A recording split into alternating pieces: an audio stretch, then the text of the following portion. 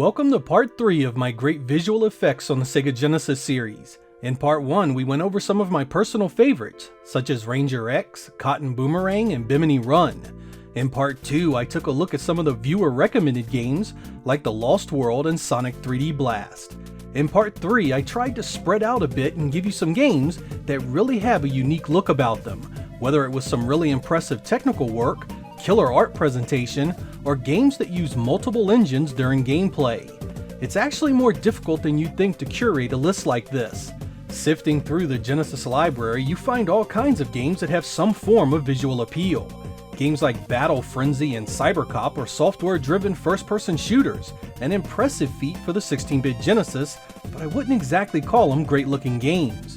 Many would come away not respecting the choice just because it didn't appeal to them visually, despite the uniqueness of the engine itself.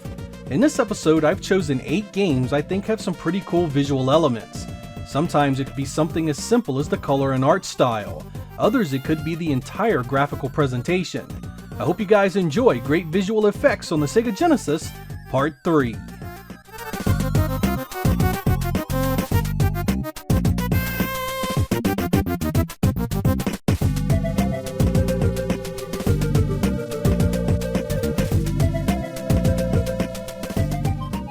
In late 1994, Acclaim released Virtual Bart, a collection of mini-games based on the Simpsons universe of characters.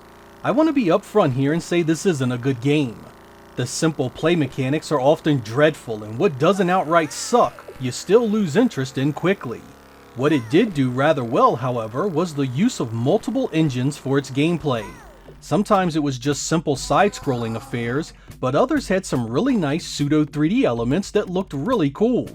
One of the minigames has Bart on a motorcycle avoiding enemies and obstacles, while another uses a 3D style playfield to shoot tomatoes at unsuspecting victims. There's also a forward-scrolling water slide with some pretty nifty effects. My favorite of these is definitely the motorcycle sequence, however. It's incredibly well done, and had the gameplay been fleshed out a bit, could have been a game all by itself. What the Super Nintendo needed additional hardware and add-on chips to produce, it's pretty clear that Genesis could do in software with no extra help. Most of the 16-bit Simpsons games were actually quite poor and forgettable, but at least this one had some graphical flair worth a few minutes of your time.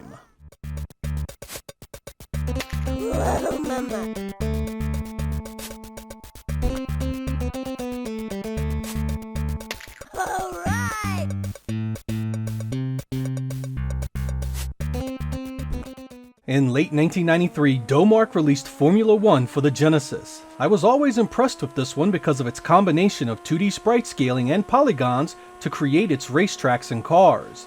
Now, finding polygon games on the old Genesis wasn't particularly hard, but finding a game of polygons that was halfway smooth was an entirely different story. That wasn't a problem for this game. Not only do you get some nifty software-based sprite scaling with the cars and some of the trackside details, you also get some polygonal overpasses, pit lanes, and spectator stands sprinkled around the course. It all runs incredibly well too, considering everything happening, and the Genesis had no specialized hardware for anything you are looking at here. Surprisingly, it plays well too, giving you a complete package definitely worth taking a look at. It even has a split-screen 2-player mode that runs far better than you'd expect.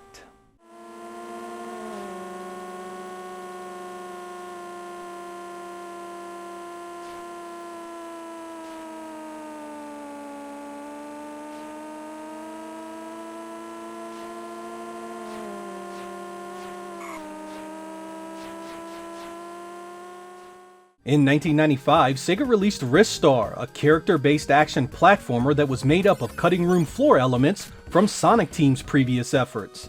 I chose this little guy for this episode because this game had always been so impressive to me on a grand scale. It's colorful, the animation is spectacular, and the backgrounds always look great with loads of parallax scrolling and other cool effects.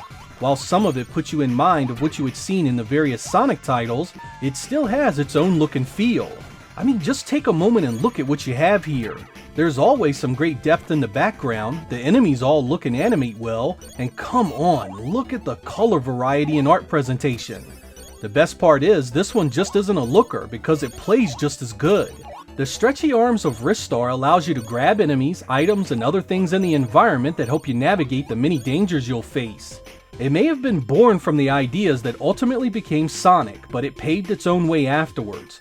Why this wasn't on the Sega Saturn as a 2.5D showpiece is well beyond my understanding.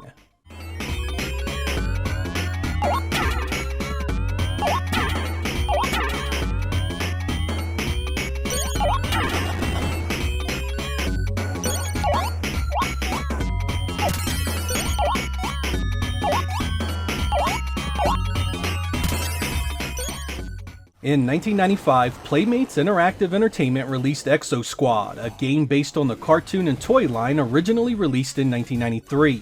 It was developed by Novotrade, the company behind the Echo the Dolphin titles. I can't tell you guys how much I wanted to like this. It has some killer-based story cinemas that look like something that should have been on the Sega CD. The art and color are impressive, and there's even some animation here and there. Once you start the game, you get different styles of gameplay. Sometimes you get a side-scrolling run and gun with massive, multi-jointed sprites, as well as a third-person shooter with scaling and rotation effects. It really is a unique-looking game that could have been something special, but man does the gameplay just tear it all down. The side-scrolling segments play really weird, with unintuitive controls like pressing back to duck and aiming that easily misses faraway enemies.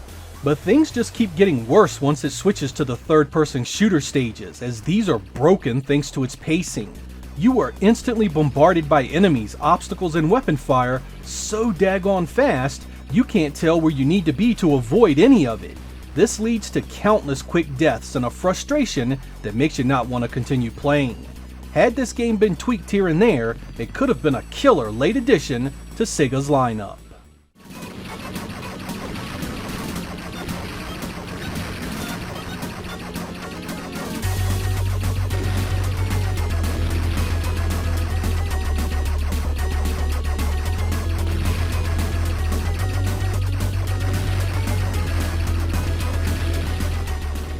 In 1994, Virgin Interactive released Jimmy White's Whirlwind Snooker. Now before I begin, I want to confess I have no idea just what the hell a snooker is. I mean, it's pretty obvious it's some form of billiards, but in trying to play it I have no clue what I'm doing or what the rules are. Despite this ignorance, I love the look of this game. A fully polygonal engine on the Genesis that looks just stunning when you consider it's all running in software. It's impressively smooth as well, again, no small feat for a 16-bit machine. Most of the action takes place behind the cue ball as you shoot, but the table does have some dynamic camera angles in place after the ball starts moving.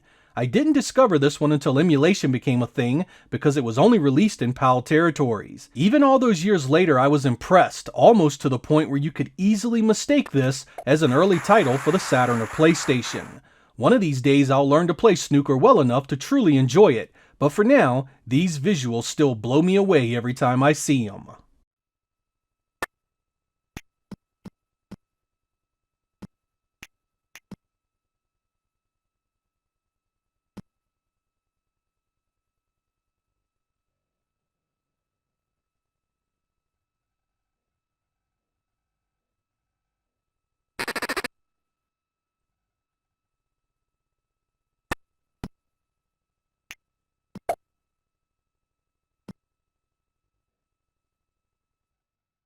Sports games were a dime a dozen on the Genesis. Most of them copied the same playstyles too, never really straying too far away from accepted norms.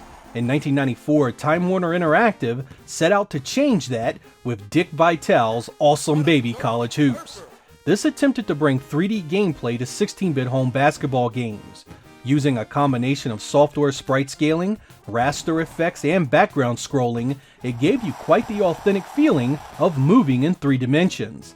Later games like Slam & Jam would do this much better, but for the Genesis, it was really impressive that the engine was even attempted, much less even remotely playable. They almost succeeded too.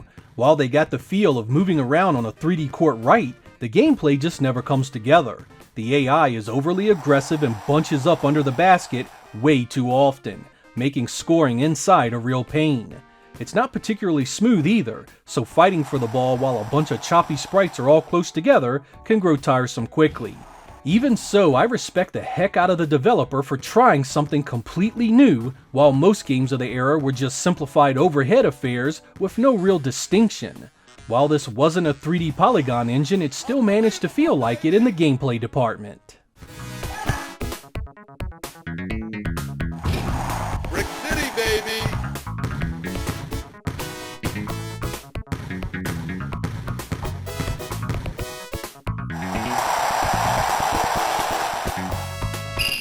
Out of bounds.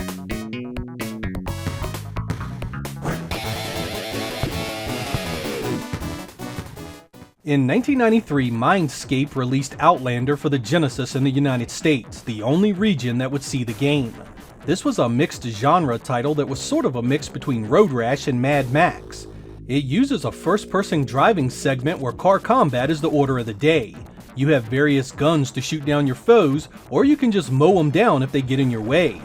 I always got a kick out of the side view as well, where you can use your shotgun to shoot down bad guys coming up beside you. There is also a side-scrolling game that you must use to replenish your life, ammo, and other items while you do battle with enemies on foot. Here you have both guns and your fists to use, and you'll need to be mindful of your ammo counts. I was always a fan of Road Rash, so of course I was drawn to the looks of this game immediately. Like Road Rash, it's not the smoothest game you'll see on the platform, but I really dug the huge sprites and combat. It can be frustrating, however, especially those side-scrolling sections. They don't play well and get in the way of an otherwise fun time. Had Mindscape focused all its efforts on the car combat sections, this one could have been something more than a mere curiosity to Road Rash fans.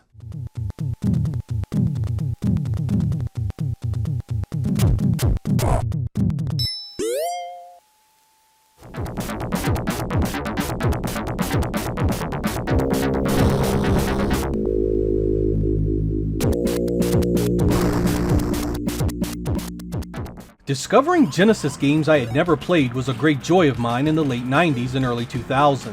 When I first saw the 1995 Ubisoft release Street Racer, I was completely blown away.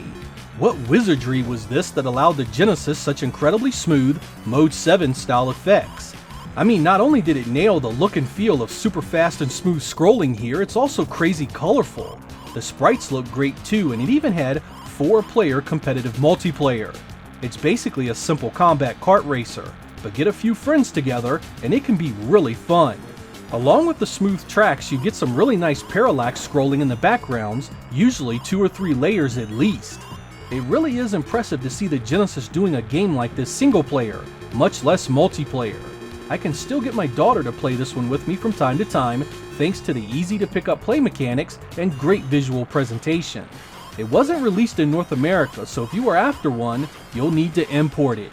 Fortunately, it doesn't cost a lot, with shipping usually being as much as the game itself.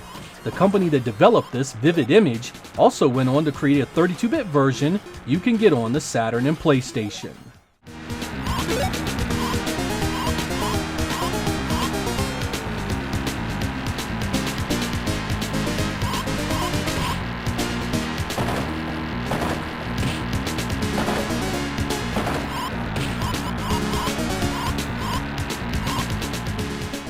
In case you haven't noticed by now, I'm quite interested in hardware doing games it wasn't designed specifically to do.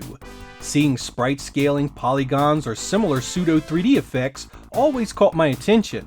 These games could vary wildly in quality, but it was always interesting to see how each developer approached the engine. Some sprite scaling games were shockingly smooth, others not so much. Some polygon games were slideshows, while others were completely playable. It really did matter what kind of skill the developer had when the software truly determined how things looked and ran. Unlike the Super Nintendo, the Genesis couldn't scale or rotate background layers in hardware, nor could it scale or rotate sprites in hardware like the Sega CD. When you saw these things on the Genesis, the developer had to write that engine from scratch in software. No small thing at the time. It's why there is such a gulf in quality between something like Galaxy Force 2 and Super Hang-On, and why you can never simply look at one game as evidence certain hardware is deficient in anything. Developer time, budget, and skill really matters in software development, and simply using a multi-platform game as a metric of power never ever holds water. While many of the same games were released for the various 16-bit platforms, few of them saw the same standards across the board. Typically, when a title did see the same treatment, they were often so close in quality, you had to nitpick the details.